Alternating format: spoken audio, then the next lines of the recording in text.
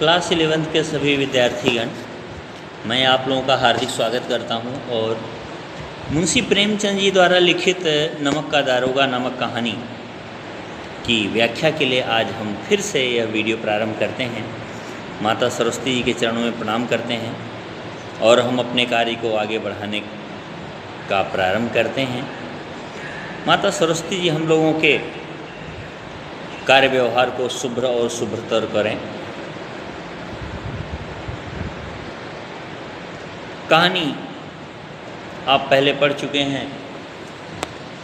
अलोपीदीन जी को हथकड़ी लगती है, वो बेहोश हो जाते हैं। उसके बाद की घटना आपको मिल रही है। दरोगा जी का ईमान नहीं डोलता है, धन के लालच में वो नहीं पड़ते हैं और अलोपीदीन बहुत सारा पैसा देने को तैयार होते हैं, लेकिन दरोगा साहब के ऊपर कोई फ़र्क नहीं पड़ता। पंडित अलोपीदीन को गिरफ्तार कर लेते हैं। अब बड़े आदमी का गिरफ्तार होना और वो आदमी जो पैसे के दम पे सब कुछ खरीदने का मन रखता है, ऐसे आदमी को गिरफ्तार कर लेना तो आसान है, लेकिन उसके बाद क्या होगा ये बात आसान नहीं होगी। दुनिया सोती थी पर दुनिया की जीभ जागती थी। आपको यह व्यंग्य उक्ति दिखाई पड़ रही है। इसका अर्थ है दुनिया के लिए रात थी, दुनिया सो रही थी, लेकिन एक दूसरे के कान में काना फूसी जारी थी। दरोगा जी के ऊपर नहीं, बल्कि पंडित अलोपीदीन के ऊपर लोग व्यंग्य कस रहे थे। अरे अलोपीदीन बड़े पैसे वाले बनते थे, दरोगा जी आए, देखिए एकदम हिला के रख दिए, आज गिरफ्तार हो गए। गलत करते ही थे, अगर वो गलत नहीं करते, कालाबाजारी नहीं करते तो आज ये दशा नहीं होती। ये सारी बातें पूरी जनता, पूरे लोग बातचीत करने लगे। सवेरे देखिए तो बालक वृद्ध सबके मुंह से यही बात सुनाई देती थी। क्या कि अरे पंडित जी पकड़ लिए गए, पंडित जी कालाबाजारी करते थे, बड़े नाम थे इनके, आज तो ये गिरफ्तार कर लिए गए। दरोगा ने एक न सुनी, दरोगा को खरीद नहीं सके, ऐसा ईमानदार दरोगा कहीं देखा? जो भी हो, इसी तरीके की बातें चलने लगी। जिसे देखिए वही पंडित जी के इस व्यवहार पर टीका टिप्पणी कर रहा था। निंदा की बौछारें हो रही थी, हर तरफ से निंदा की जा रही थी। अलोपीदीन आप गलत हो, अलोपीदीन आपने गलत किया, आपके गलत करने का परिणाम ये मिल गया कि आप आज गिरफ्तार हो गए हो। मानव संसार से अब पापी का पाप कट गया। ऐसा लगता था कि अलोपीदीन को छोड़ करके पूरी दुनिया में कोई पाप करने वाला नहीं रह गया। पानी को दूध के नाम पर बेचने वाला ग्वाला, कल्पित रोज नामचे भरने वाले अधिकारी, रोज़ क्या काम किए हैं उसका कल्पना करके झूठ मूठ में हिसाब किताब भर देने वाले लोग, दूध के नाम पे पानी बेचने वाले ग्वाले, आज लग रहा था सारे ईमानदार हो गए हैं, बेईमान केवल बस अलोपीदीन ही रह गए हैं। वास्तव में जब गलतियां दूसरे की होती हैं तो हम लोगों की जुबान खूब चलती है, और जब गलतियां अपनी होती हैं तो मन करता है कोई देखे न और कोई इस पर कुछ बोले न। अधिकारी वर्ग, रेल में बिना टिकट सफ़र करने वाले बाबू लोग, जाली दस्तावेज बनाने वाले सेठ और साहूकार, यहाँ साकार नहीं साहूकार लिखना चाहिए था, यह सब के सब देवताओं की भांति गर्दन चला रहे थे कि नहीं अलोपीदीन गलत, अलोपीदीन गलत, दरोगा जी सही, दरोगा जी का काम दमदारी का है, धर्म का रास्ता नहीं छोड़ा। जैसे भी है, व्यंग्य कसने में कोई थोड़ा सा भी पीछे नहीं हट रहा था। जब दूसरे दिन अलोपीदीन अभियुक्त होकर कांस्टेबलों के साथ, हाथों में हथकड़ियाँ, हृदय में गिलानी, हाथ में हथकड़ियाँ पड़ी हुई हैं, हृदय से बड़ी गिलानी हो रही है, बड़ा दुख हो रहा है, मैंने ऐसा क्यों किया, मेरा सारा भरोसा टूट गया, दरोगा को मैं खरीद नहीं सका, मेरी कितनी बेइज्जती हो रही है, मैं लोगों को क्या मुंह दिखाऊंगा, इत्यादि इत्यादि सोचते हुए अलोपीदीन क्षोभ भरे, बड़े क्षुभित हैं, बड़े उद्विग्न हैं, बड़े परेशान हैं, बड़े धीरज तोड़ चुके हैं। इस समय बड़े ही धैर्यवान जो थे, आज उनका धीरज टूट चुका है। लज्जा से गर्दन झुकाए अदालत की तरफ चले तो सारे शहर में हलचल मच गई। अरे इनको कैसे गिरफ्तार किया, कैसे इनको पकड़ लिया? मेलों में कदाचित आंखें इतनी व्यग्र न होती होंगी, मेला देखने जाने वालों की आंखें इतनी चंचल नहीं होती थी, इतना धीरज नहीं खोती थी। सारे लोग दौड़ रहे थे, देख लें कैसे पंडित अलोपीदीन को ले जाया जा रहा है। भीड़ के मारे छत और दीवारों में कोई भेद न रहा। छत से लेकर के दीवारों तक पे लोग खड़े हो करके देख रहे थे, किंतु अदालत में पहुंचने की देर थी। लेकिन ये समस्या ज़्यादा देर तक नहीं थी, अदालत में पहुंचे समस्या ख़त्म। पंडित अलोपीदीन इस अगाध वन के सिंह थे। ये जो अगाध वन था, जंगल था, यानी पूरी दुनिया थी, दुनिया को एक जंगल की उपमा दी गई है, उसके ये शेर थे। यानी जैसा चाहते अपने पक्ष में कर ही लेते, ऐसा इनको भरोसा ही नहीं था, बल्कि ऐसा ही करने में समर्थ थे। अधिकारी वर्ग उनके भक्त, सारे अधिकारी इनके ही भक्त थे। अधिकारी जो ये कहेंगे वही करेंगे, इसमें दो राय नहीं। अमले उनके सेवक, अधिकारियों के साथ वाले सारे इनके ही सेवक हैं। वकील मुख्तार उनकी आज्ञा के पालक। वकील और मुख्तार जो ये कह दें, अलोपीदीन उसको टाल नहीं सकते थे। और अर्दली, चपरासी तथा चौकीदार तो उनके बिना मोल के गुलाम थे। कोई अर्दली हो, कोई चौकीदार हो, कुछ न दें फिर भी वह इनका सपोर्ट करने को तैयार थे, कोई विरोध नहीं करने वाले थे। उन्हें देखते ही लोग चारों तरफ से दौड़े। अरे आप आ गए, आपको कौन लाया, आपने क्या किया था, आपकी ये हालत कैसे? सभी लोग विस्मित हो रहे थे, आश्चर्यचकित हो रहे थे। ये कैसे हो गया, ऐसा नहीं होना चाहिए था। इसलिए नहीं कि अलोपीदीन ने यह कर्म किया, लोग इसलिए नहीं आश्चर्यचकित थे कि अलोपीदीन ने नमक की कालाबाजारी की, बल्कि इसलिए कि अलोपीदीन जी कानून के पंजे में कैसे आए, इनको पकड़ने वाला कौन पैदा हो गया, कानून के हाथ इन तक कैसे पहुंच गए, इस चक्कर में लोग पड़ गए। ऐसा मनुष्य जिसके पास असाध्य साधन करने वाला धन, बहुत सारा धन है जो धन के दम पे सबको खरीद सकते हैं, ऐसे अलोपीदीन जी के साथ आज ऐसा कैसे हो गया कि वो गिरफ्तार है। और अनन्य वाचालता हो, वाणी में चतुरता हो, ऐसे अलोपीदीन जी वह क्यों कानून के पंजे में आए, ऐसे अलोपीदीन जी कानून के पंजे में कैसे आ गए। प्रत्येक मनुष्य उनसे सहानुभूति प्रकट करता था, यानी लगता था कि हर कोई इनके पक्ष में ही बात करेगा या बात कर रहा था। बड़ी तत्परता से इस आक्रमण को रोकने के निमित्त वकीलों की एक सेना तैयार की गई। ये जो आक्रमण था, ये जो न्यायालय में मुकदमा जीतना था, इसके लिए वकील नहीं, वकीलों की सेना तैयार हो गई। बहुत सारे वकील तैयार हो गए लड़ने के लिए। न्याय के मैदान में धर्म और धन में युद्ध ठन गया। न्याय के मैदान में भी धर्म और धन में युद्ध ठना, यानी यहाँ भी अलोपीदीन जी ने बहुत सारा पैसा खर्चा किया, लोगों को खरीद लिया। अब जब खरीद ही लिया तो न्याय कहाँ का रह जाएगा। न्याय तो तब न्याय करता है जब उसके ऊपर दबाव न पड़े, जब वो एक तरफा होने के लिए सोच न ले। जब न्याय निर्णय कर लिया कि पैसे के आधार पे न्याय हो ही जाएगा, तो फिर धर्म और न्याय कहाँ टिकेगा। वंशीधर चुपचाप खड़े थे, उनके पास सत्य के सिवा न कोई बल था, न स्पष्ट भाषण के अतिरिक्त कोई शस्त्र। ये केवल सत्य बोलने वाले थे और कोई इनके पास ताकत नहीं थी। स्पष्ट भाषण करने के बजाय कोई इनके पास हथियार नहीं था।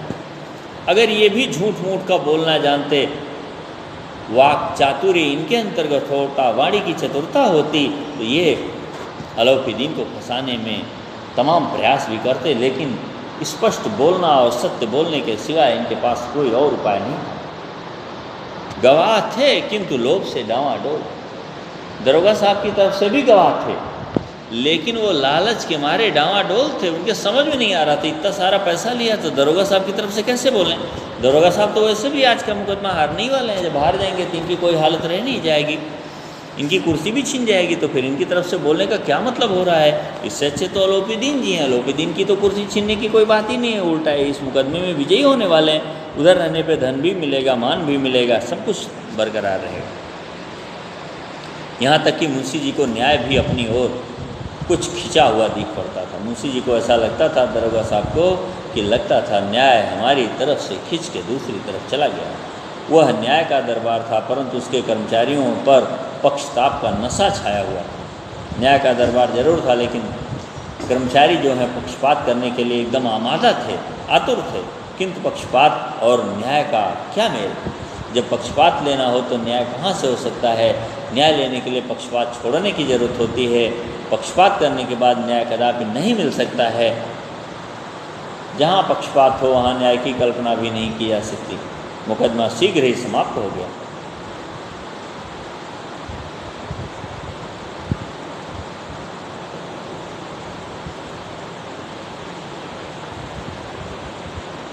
फिर क्या हुआ?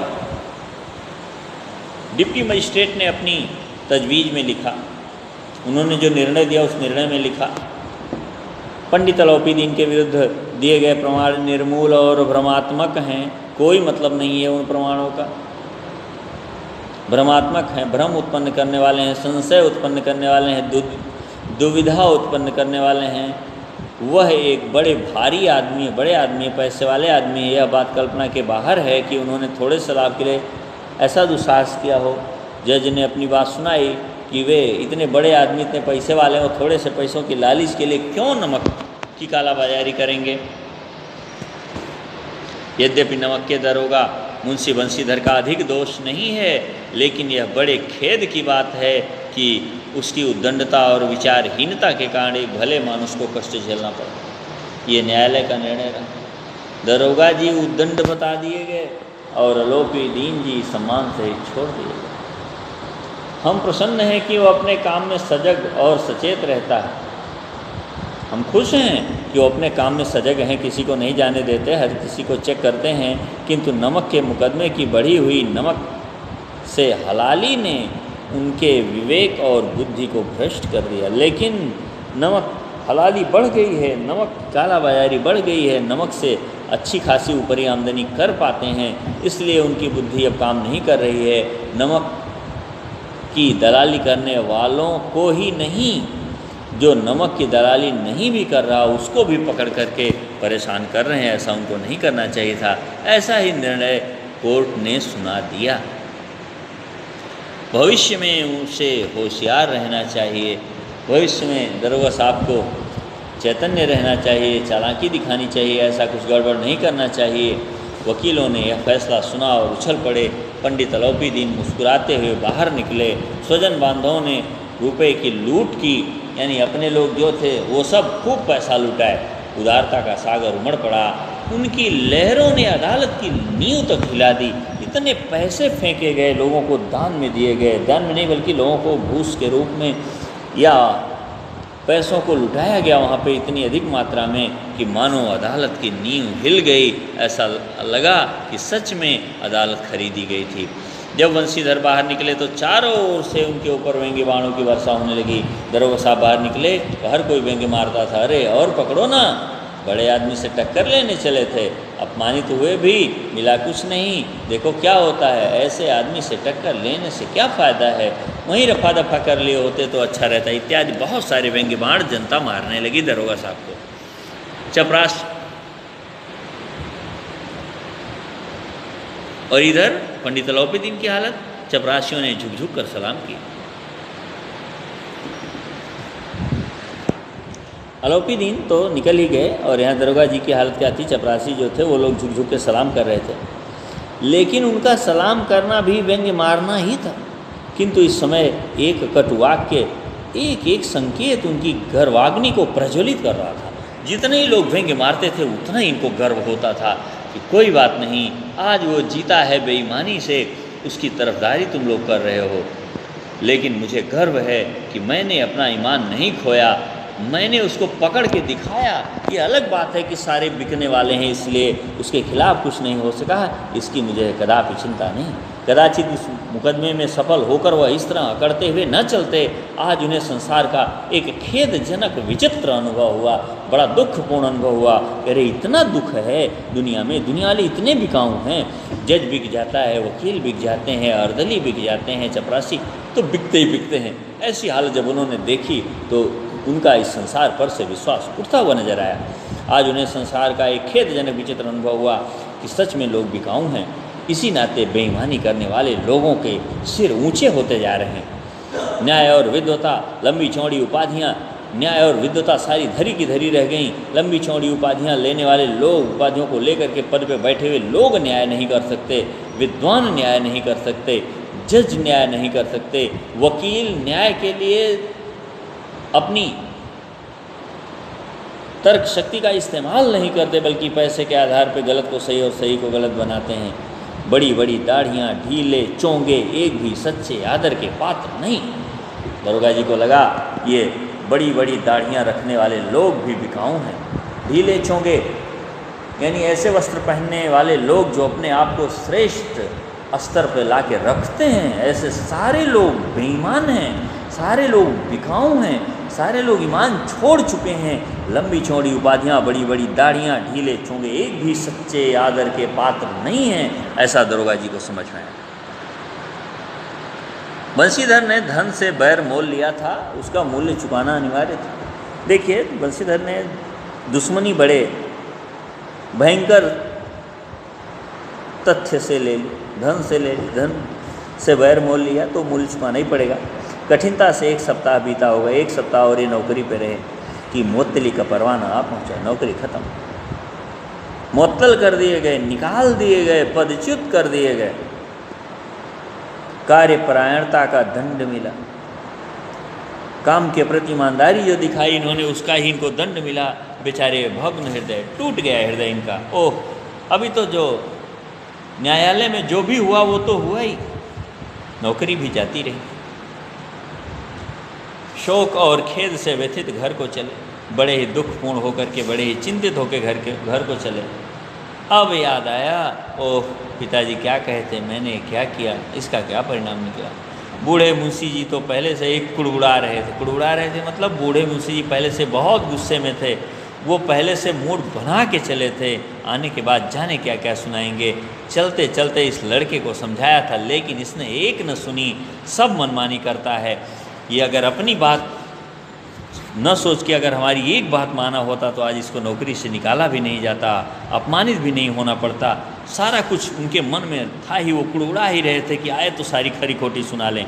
हम तो कलवार और कसाई के तगादे से हैं, कलवार और कसाई जो पैसा दिए हैं रोज़ रोज़ मांगते हैं। यहाँ ये हालत है, ये साहब ईमानदारी के पजामा हुए फिर रहे हैं।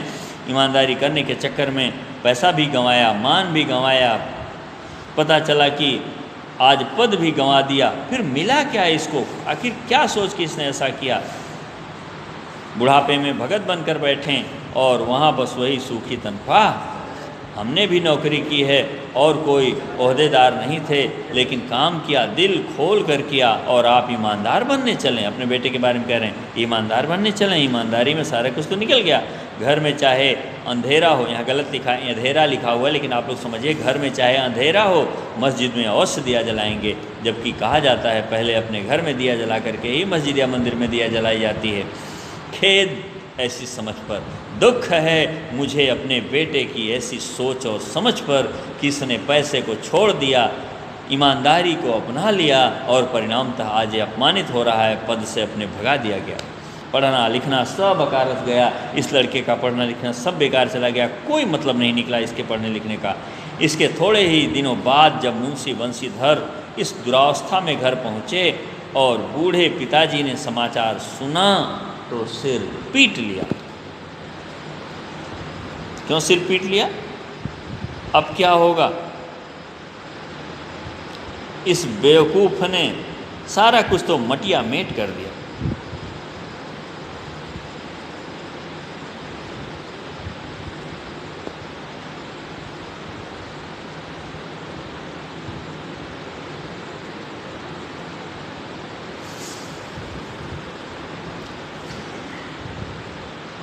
थोड़ा सा पीछे होकर देख लेते हैं। इसके थोड़े ही दिनों बाद जब मुंशी बंशीधर इस दुरावस्था में घर पहुंचे तो बूढ़े पिताजी ने समाचार सुना तो सिर पीट लिया। बोले, जी चाहता है कि तुम्हारा और अपना सिर फोड़ लूँ। गुस्से में और क्या करें, दोनों का सिर फोड़ लें, दोनों की समस्या खत्म हो जाए। वो ईमानदारी के चक्कर में नौकरी गंवा के आ गए हैं, पैसा छोड़ के आ गए हैं, न्यायालय में अपमानित होकर चले आए हैं, यहाँ पिताजी बेचारे कर्जे वालों के तगादे सह रहे हैं। बहुत देर पछता कर हाथ मलते रहे, क्रोध में कुछ कठोर बातें भी कहीं, और यदि बंशीधर वहाँ से टल न जाता तो अवश्य ही यह क्रोध विकट रूप धारण करता, यानी शायद मारपीट भी बैठते।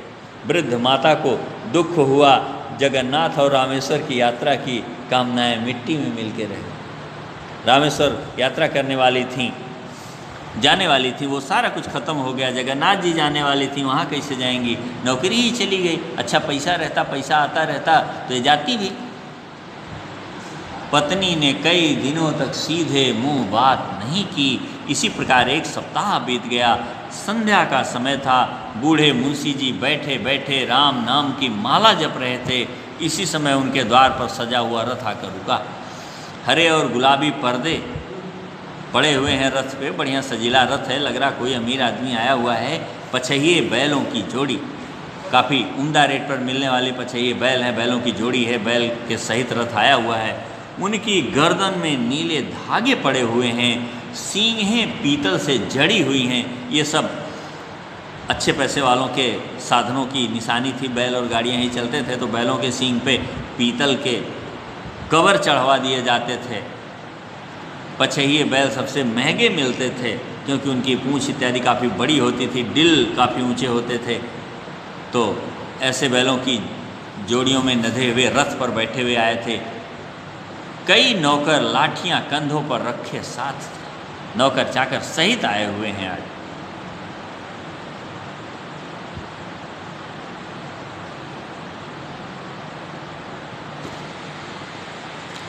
मुंशी जी अगवानी को दौड़े। दरोगा साहब के पिताजी मुंशी जी अगवानी को दौड़े। देखा तो पंडित अलोपी दीन झुककर दंडवत की और लल्लो चप्पो की बातें करने लगे। दौड़ के गए तो देखा अलोपी दीन है। उनको खुशामद करने के लिए तमाम सारे शब्दों का प्रयोग किया, दंडवत प्रणाम किया। कह रहे पंडित जी आइए और बैठिए, हमारा भाग्य उदय हुआ जो आपके चरण इस द्वार पर आए। शायद दरोगा साहब के पिताजी होते तो घाट पे ही सारा मामला निपटारा कर लिए होते, क्योंकि उन्होंने तो यही सिखा के भेजा था लड़के को। आज अलोपी दीन आए हुए हैं, बड़े ही अच्छे ढंग से पेश आ रहे हैं, बड़े ही विनम्र भाव से, बड़े ही आदर भाव से पेश आ रहे हैं। आप हमारे पूज्य देवता हैं, यानी जिसके वजह से, जिसके बेईमानी के वजह से, जिसके काला बाजारी के वजह से बेटे की नौकरी चली गई, उन्हीं को कह रहे हैं आप हमारे पूज्य देवता हैं। आपको कौन सा मुंह दिखावें? मुंह में तो कालिख लगी हुई। बेटे ने आपको पकड़ लिया, आपको कैद किया और मुकदमा हार गया, इसलिए हमारे मुंह पे तो कालिख लगी हुई है, हम अपमानित खुद ही हैं। किंतु क्या करें, लड़का भागा कपूत है, नहीं तो आपसे क्या मुंह छिपाना पड़ता, आपसे हम भी बात कर पाते। आज हमको मुंह छिपाना पड़ रहा है क्योंकि लड़का ही नालायक है। ईश्वर निसंतान चाहे रखे पर ऐसी संतान न दे। उन्होंने यहाँ तक कह दिया, भगवान मत बच्चे दें ठीक है, लेकिन ऐसा बच्चा न दें जो आप जैसे सम्मानित व्यक्ति को अपमानित करे और खुद अपमानित हो करके सब कुछ गंवा दे।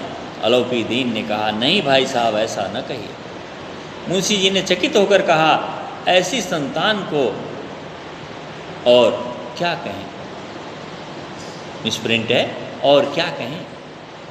अलोपी दीन ने वात्सल्यपूर्ण स्वर में कहा, कुल तिलक और पुरखों की कीर्त उज्ज्वल करने वाले संसार में ऐसे कितने धर्मपरायण मनुष्य हैं जो धर्म पर अपना सब कुछ अर्पण कर सकें। ऐसे लोग कम मिलते हैं। आपका बेटा नालायक नहीं, आपको अपने बेटे के ऊपर पछताने की जरूरत नहीं। पंडित अलोपी दीन ने बंशीधर से कहा, दरोगा जी इसे खुशामद न समझिए, खुशामद करने के लिए मुझे इतना कष्ट उठाने की ज़रूरत नहीं थी।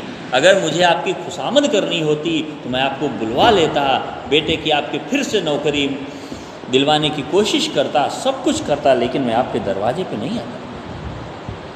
उस रात को आपने अपने अधिकार बल से अपनी हिरासत में लिया था। उस दिन रात में जब मैं नमक की कालाबाजारी करते हुए जा रहा था तो आपने दरोगा पद के अधिकार से मुझे हिरासत में लिया था, किंतु आज मैं स्वेच्छा से आपकी हिरासत में, मैं आपका गुलाम हूँ। आज मैं अलोपी दीन दरोगा जी आपके हिरासत में हूँ, मैं स्वयं अनुभव कर रहा हूँ, मैं आपका गुलाम हूँ। मैं आपसे कुछ चाहने, कुछ मांगने, कुछ प्राप्त करने आया हूँ। मैंने हजारों रईस और अमीर देखे, हजारों उच्च पदाधिकारियों से काम पड़ा, किंतु परास्त किया तो आपने। आज तक आप जैसा मैंने देखा नहीं, आपकी तरह कोई न बिकने वाला मुझे नहीं मिला था। मैंने सबको अपना और अपने धन का गुलाम।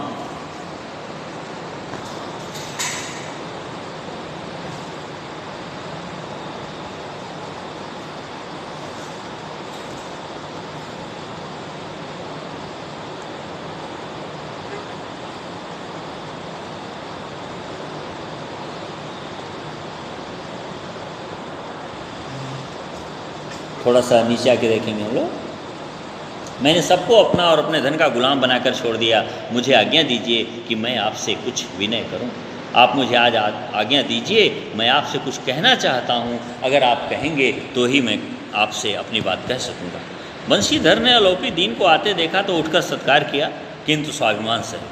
ऐसा नहीं कि गिड़गिड़ाएं या ऐसा कुछ कि उनके सामने मैं अपने आप को अपमानित महसूस कर रहा हूँ, ऐसा कुछ है, ऐसा कुछ नहीं। स्वाभिमान के साथ उनका स्वागत किया। दरवाजे पर किसी को भी आने के बाद स्वागत किया ही जाता है। यह हमारी बहुत पहले की प्रथा रही है, रिवाज रहा है। समझ गए कि वहाँ से मुझे लज्जित करने और जलाने आए हैं। उनको लगा कि ये लज्जित करने आए हैं कि अरे वाह, आप तो हमको पकड़ लिए, कुछ के नहीं कर सके, ऐसा कुछ व्यंग्य बोलेंगे। क्षमा प्रार्थना की चेष्टा नहीं की, लेकिन उन्होंने उनसे क्षमा नहीं मांगी, प्रार्थना नहीं की कि माफ़ कीजिए उस दिन गलती, ऐसा कुछ नहीं कहा। वरन उन्हें अपने पिता की यह ठकुर सुहाती की बात असह्य प्रतीत हुई, बल्कि पिता पे इनको नाराज़गी हुई कि पिताजी क्यों लल्लो चप्पो की बातें कर रहे हैं, क्यों इनसे निवेदन किए जा रहे हैं और गिड़गिड़ा रहे हैं। ऐसे आदमी से क्या गिड़गिड़ाना जो न्याय खरीद लेता है, जो न्यायालय में न्याय नहीं होने दिया, ऐसे व्यक्ति के सामने गिड़गिड़ाने की क्या जरूरत। पर पंडित जी की बातें सुनी तो मन की मैल मिट गई।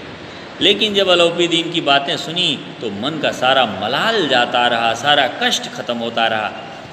पंडित जी की ओर उड़ती हुई दृष्टि से देखा, सद्भाव झलक रहा था, बड़े अच्छे भाव झलक रहे थे। उनकी तरफ निगाह डालने पर गर्व ने अब लज्जा के सामने सिर झुका लिया। जो इनको गर्व था वे लजाए हुए खुद ही हैं अलोपी दीन, इसलिए उनके सामने सिर झुका के इन्होंने बात किया। शर्माते हुए बोले, यह आपकी उदारता है जो ऐसा कहते हैं। मुझसे जो कुछ अविनय हुई है उसे क्षमा कीजिए। जब इन्होंने देखा कि नहीं, वो स्वयं बड़े विनम्र होकर के मिलने आए हैं, तो ये भी विनम्र होकर मिले। जो जिस तरह से मिलने आए उस तरह से मिलना अनिवार्य होता है। मैं धर्म की बेड़ी में जकड़ा हुआ था, नहीं तो वैसे मैं आपका दास हूँ। कहा, अगर आप विनम्र होकर आए हैं तो जानिए मैं धर्म की बेड़ी में जकड़ा था। मुझे धर्म ये इजाज़त नहीं दे रहा तक मैं आपको छोड़ दूं, अन्यथा मैं आपका दास हूँ। जो आप कहेंगे सब मानने को तैयार हूँ। जो आज्ञा होगी वह मेरे सिर माथे पर, जो भी आप आज्ञा करेंगे वह आज्ञा मैं सिरोधार्य करूँगा। और आपकी आज्ञा के अलावा, आपके आदेश के सिवाय मैं अपने आप को अलग नहीं करूँगा। जो भी आप बोलेंगे मैं मान जाऊँगा। ऐसा कह करके दरोगा जी ने पंडित अलोपी दीन को स्थान दिया। आज का वीडियो बस इतना ही। वीडियो बहुत बड़ा हो रहा है। हम अगले वीडियो में बाकी कहानी और सारांश के साथ फिर मिलेंगे। बहुत बहुत धन्यवाद। वीडियो को देखते रहिए। देखने के बाद, एक से अधिक बार देखने के बाद आप अपनी बात को पूर्णतया समझ सकेंगे। और जहाँ भी नहीं समझ में आता है आप ज़रूर पूछने की कोशिश करेंगे।